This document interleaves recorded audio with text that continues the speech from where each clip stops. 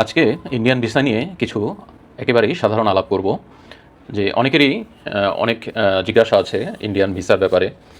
প্রায় 2 বছর পর পুনরায় ইন্ডিয়ান ভিসা ফের চালু হয়েছে। এতে অনেকেরই যারা বিশেষ করে ভ্রমণ পিয়াসু তাদের আগ্রহের কমতি নেই। কিন্তু এই অ্যাপ্লিকেশন কি আপনি নিজে নিজে করতে পারবেন, ঘর থেকে করতে পারবেন?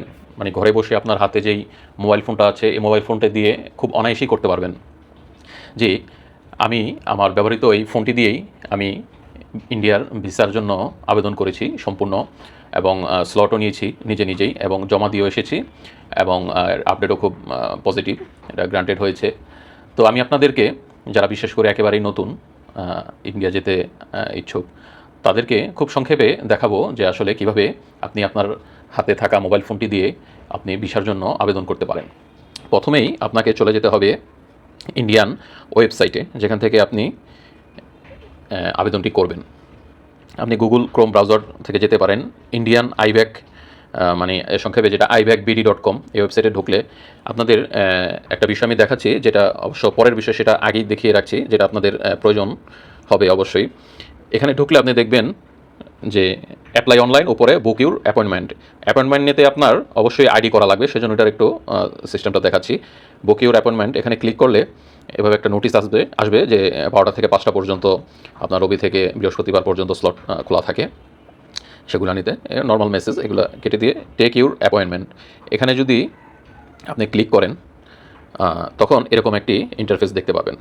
তো এখানে যদি আপনার আইডি করা থাকে তাহলে আপনি আইডি দিয়ে লগ ইন করতে পারবেন পাসওয়ার্ড দিয়ে। যদি না থাকে তাহলে আপনি সাইন আপে চলে যাবেন। এখানে সাইন আপে গিয়ে আপনি আপনার ইমেল অ্যাড্রেসটি এখানে লিখবেন।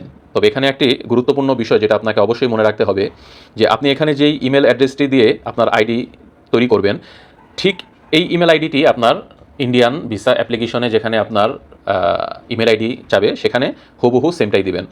যদি না মিল হয় তাহলে কিন্তু আপনি আপনার আইডি থেকে আপনার ফাইল আপলোড করতে পারবেন না।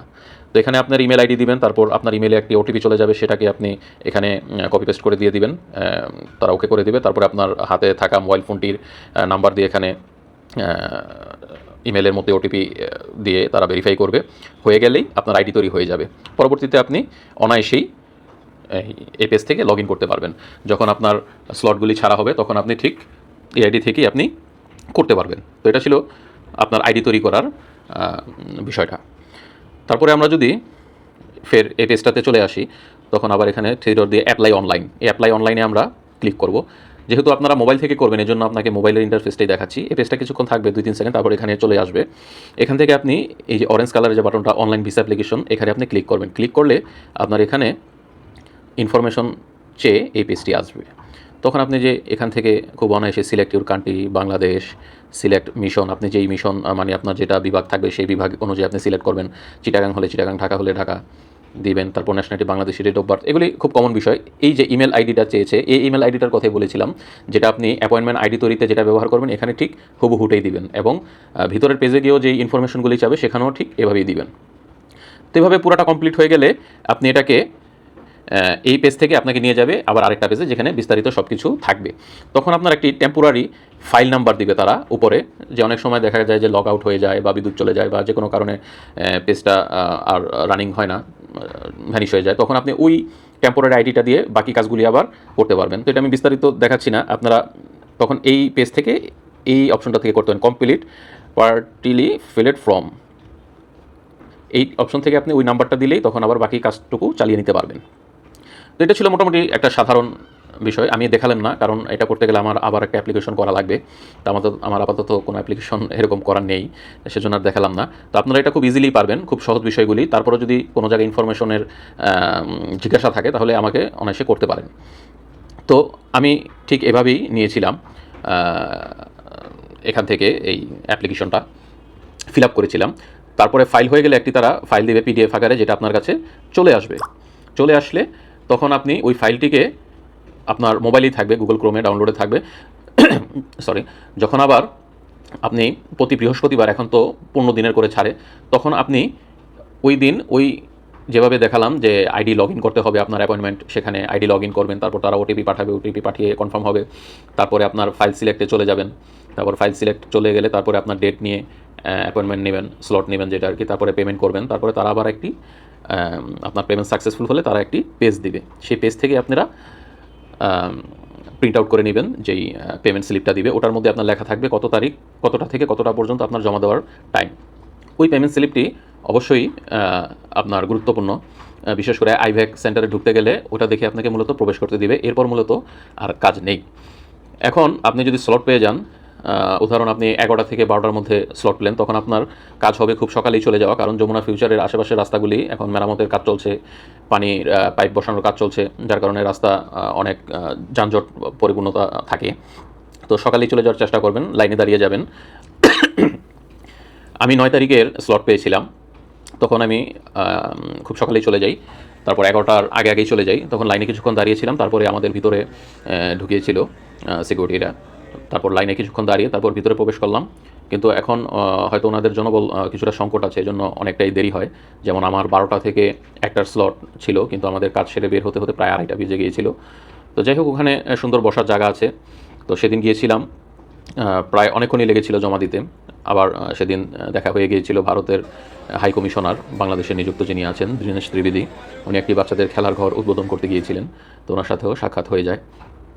তারপরে আমরা ফাইলটি জমা দিতে সক্ষম হই, তারপর তারা একটি টোকেন দিয়ে দেয়, স্লিপ দিয়ে দেয়, যেটি মূলত ডেলিভারি স্লিপ বলা হয়। এই ডেলিভারি স্লিপটি খুব যত্ন করে রাখতে হবে, এটা হারালে আবার আপনাকে উটকো ঝামেলায় পড়তে হবে। তো এই ডেলিভারি স্লিপটির মধ্যেই আপনার কবে ডেলিভারি দিবে এটা দেওয়া থাকে। এরপর আপনার যে কাজটি থাকে, আপনি ইন্ডিয়ান ওয়েবসাইটে চেক করবেন আপনার ফাইলের বর্তমান অবস্থা কী। আমি 9 তারিখে দেওয়ার পর 2 দিন সময় নিয়েছে, 11 তারিখেই প্রায় আপডেট হয়েছে স্ট্যাটাসটা, সেখানে এসেছে গ্রান্টেড বাট নট প্রিন্টেড। এই স্ট্যাটাস মানে আপনার গ্রান্টেড হয়েছে ভিসাটি, কিন্তু আপনি এখনও প্রিন্টেড হয় নাই আপনার ভিসাটি। তারপরে আরও 2-3 দিন পর হয়তো আসবে যে প্রসিড অ্যান্ড প্রিন্টেড, তখন আপনার ভিসাটি আপনার পাসপোর্টে লেগে যাবে, তার হয়তো 2-3 দিন পর আপনি পেয়ে যাবেন পাসপোর্টটি।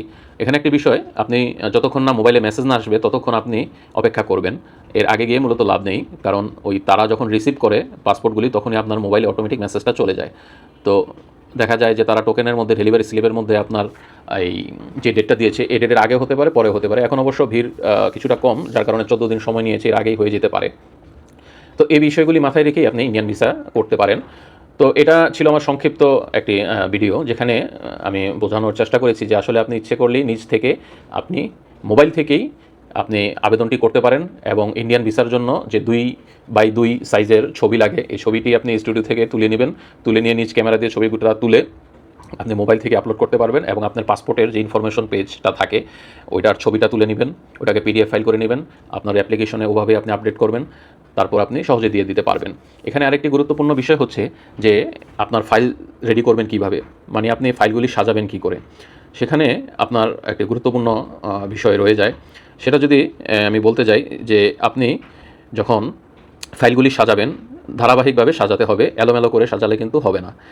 যেরকম আপনি প্রথমে রাখতে পারেন আপনার পেমেন্ট স্লিপটা, এটা অবশ্য ঢোকার সময় লাগে, পরে আপনি ফেলে দিতে পারেন বা ওনারাই ফেলে দেবে। তারপর আপনার অ্যাপ্লিকেশন 2টা পেজ, এটা প্রিন্ট আউট করে নেবেন, তারপর আপনার এনআইডি কার্ডগুলো দিবেন, তারপর আপনার বাসার বিদ্যুৎ বিলের ফটোকপিটা দিবেন, তারপরে আপনার ব্যাঙ্ক স্টেটমেন্ট যদি দেন তাহলে ব্যাঙ্ক স্টেটমেন্টটা দিবেন। এরপরে অবশ্যই ব্যাংকের সিলটা লাগিয়ে নেওয়ার চেষ্টা করবেন ব্যাংক থেকে।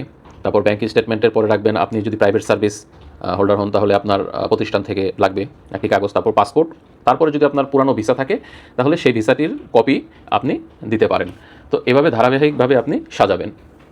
আশা করি আপনাদের বোঝাতে সক্ষম হয়েছি। এরপরও যদি কারো কোনো প্রশ্ন থাকে আপনি নির্দ্বিধায় কমেন্ট বক্সে করতে পারেন, আমার জানার মধ্যে থাকলে আমি আপনাদেরকে বলে দিতে পারবো ইনশাল্লাহ।